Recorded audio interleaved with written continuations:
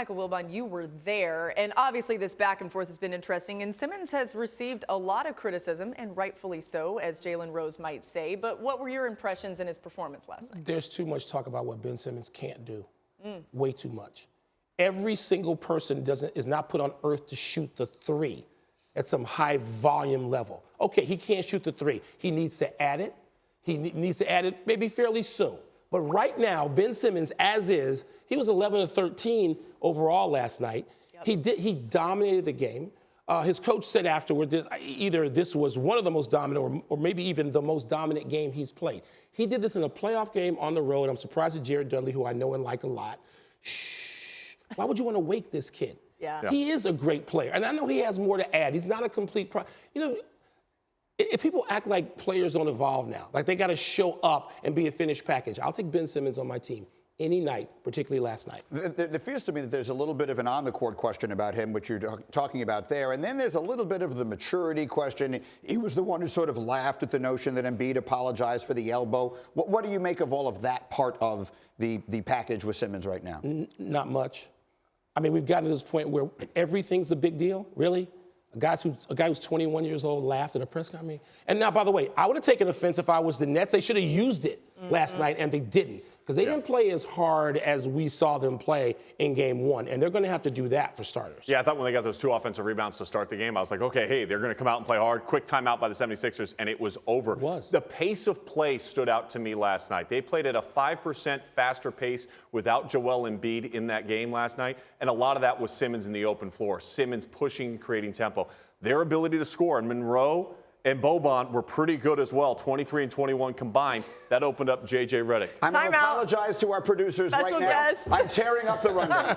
Stephen A. Smith has just walked in. Can we get him a chair? Can we get him a chair? Get the man a chair. No, I don't need. I'm good. No chair necessary. Let me ask Sean real quickly. No would you chair play necessary. Embiid in game 4 Saturday? Would you play Embiid tomorrow? No, I would rest him. No. I would rest him. Stephen A., we're talking about Ben Simmons' performance last night. Yes. So give us a sneak preview of what you're going to say on First Take.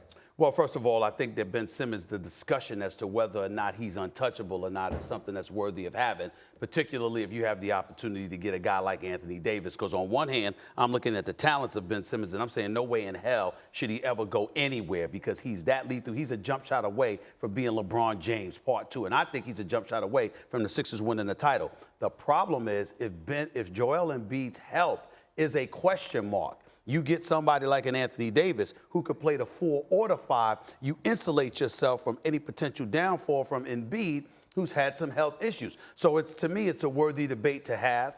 I think it's worthy, and that's one of the things that we're going to discuss with the institution. Good to have a the institution, this man. Greeny usually thinks I should be in an institution. Not at all. Not at all. Not at all. The standard. Again, a reminder, the reason that Michael is here, he and Tony across the hall on First Take coming up this morning as they conclude this week where they've had people from the different shows. See, I would not have had the know-how.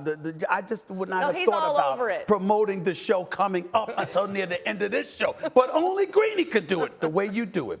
I'm really only here for one reason, and it's pretty much that. Very quickly, you heard Charles Barkley, and we talked about it earlier with Michael, say Portland is going to win the West. Well, listen. We both love Barkley. We love laughing at his golf game. We love watching him on TNT. He's a brother to both of us, more so to him than me. They're up there in age, but that's a different The point that I'm trying to make to you is this. Charles Barkley isn't always right. Now, neither am I or Michael, but certainly not him. Okay, you can pull up the tape. I love my man Dame Lillard, who I just interviewed a couple of weeks ago. C.J. McCollum can ball, but I think that Nurkic injury really hampers them. They're not going to the finals. Charles Barkley gets caught up every now and then, gets a little bit emotional. A little bit emotional. Could they beat Houston? Is there a puncher's chance? Is there an It's a puncher's chance that they could beat Houston, but I would still pick Houston. I don't think they would beat Houston. I don't think they would beat Golden State. Yeah. I don't either. I couldn't believe he said it, to be honest with you. I was so shocked. That's Charles. In the moment. That's Charles. In the moment. All right. Stephen A., thank you. Do you want to sit? Do you want to talk? No, I'm good. I'm good. Listen, I got my bagel. How is it? Or my blueberry muffin. Now, either I always have a bagel or a blueberry muffin. America wants to know what kind of bagel. I choose a blueberry muffin or a plain bagel, well toasted with a little bit of butter. Okay. I cut down on the crunch berries. As you can see, I'm looking a little good. The point is that I cut down on the bagels and stuff like that, but I'm cheating today.